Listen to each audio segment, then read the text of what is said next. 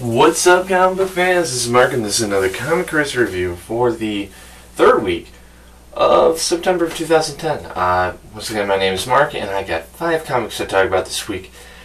Before I begin, let me just say that any of these comics could be the pick of the week.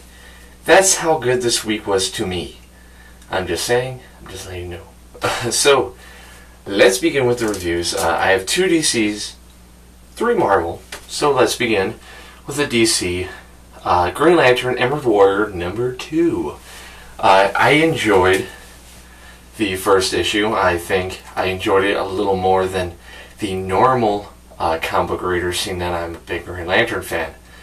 But that book had flaws. The biggest flaw was nothing really happened. They were just establishing things. And the thing I noticed was, with DC Comics, the first issue is never the best. If it's going to be a good series, it's usually number 2 when it starts picking up. This is no exception. This was awesome. They started to talk about not only Guy Gardner's problem with the rage factor in his pre-role as a Red Lantern, but we also get a great scene with Kilowog and another character in here that's foreshadowing something that may or may not happen. This was great. I liked it. The ending was just random. I thought just one page it just hits you, but it does work.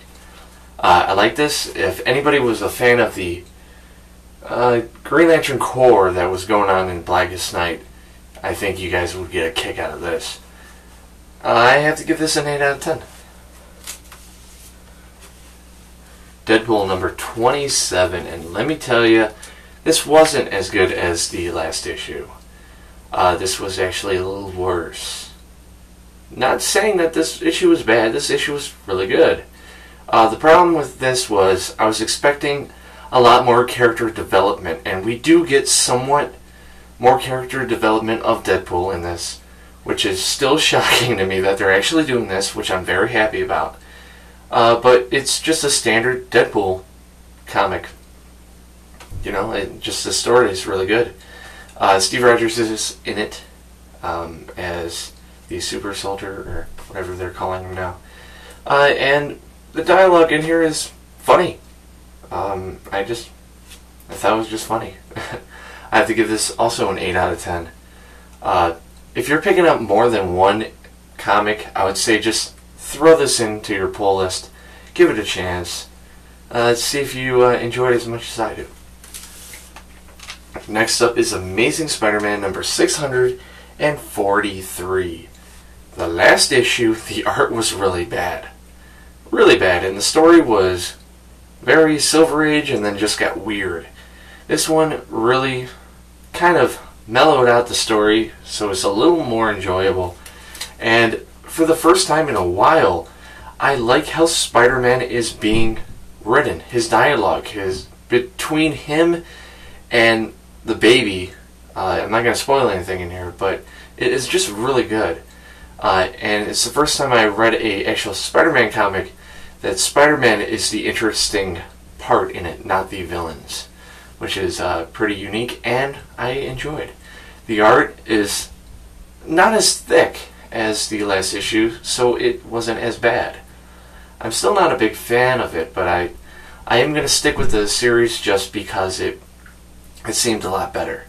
I have to give this a 8.5 out of 10. Very shocking, because I thought this was going to suck. What hasn't sucked is Marvel Universe vs. The Punisher number 4 of 4. This is the ending of the miniseries, the What If Elseworld story, involving the Punisher going against savage caveman versions of, the villains and heroes of the Marvel Universe. We got a big twist at the end of 3. This one had a big twist at the end. And at first, when the twist happened, I was like, why the fuck would you write this? This doesn't make sense. You just made me enjoy the Punisher, and then, you do this. But the more I think about it, the more it establishes that Punisher isn't a hero. He is a monster. Even in a land of monsters, he fits in perfectly, and he hasn't been infected. To me, the character development in this was somewhat hidden behind the cool epic movie style feel of this book, and it kind of really shines at the end.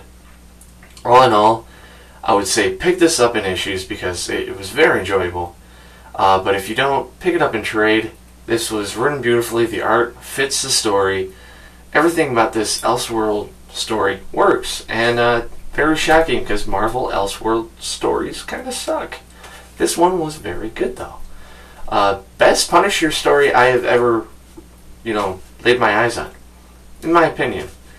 But I'm one of those people that I'm very pro Punisher out of the Marvel Universe and stories like this.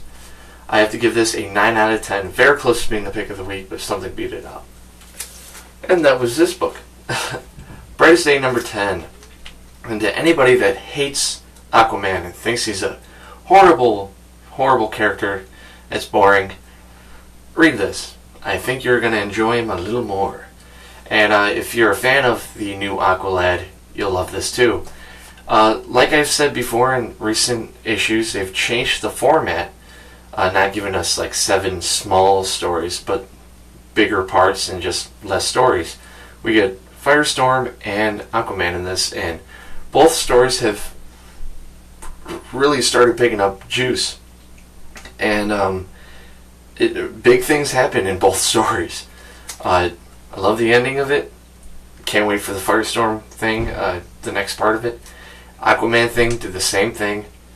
Artwork with the Aquaman part is breathtaking. I mean, it's really good. If anybody has dropped this issue, this title, because the lacking of what's going on, I would say pick it up again, because things are happening, and the way they're fleshing everything out and they're giving us more story, I think you're going to start seeing a lot more things happening, and you're going to enjoy it a lot more. I have to give this a 9.5 out of 10. Comic of the week. Great job from this creative team for a bi-weekly comic. So yeah. So those are my reviews. Check me out on comiccrazyreviews.webs.com. You can see my written reviews up there. I'm going to have a couple up there. I did a top 5 best Batman villains in my opinion and SpiderMan villains.